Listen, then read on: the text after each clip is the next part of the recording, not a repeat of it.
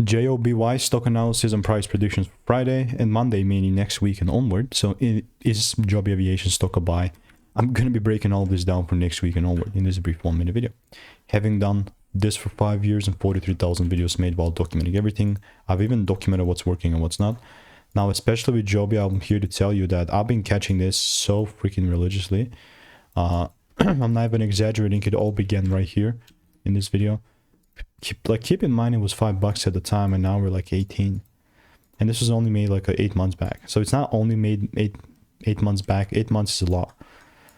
But then just recently we were sitting at $8, and then we were like 8.18. And that recent, I mean, I'm talking about a video that was like literally made here in June, late June.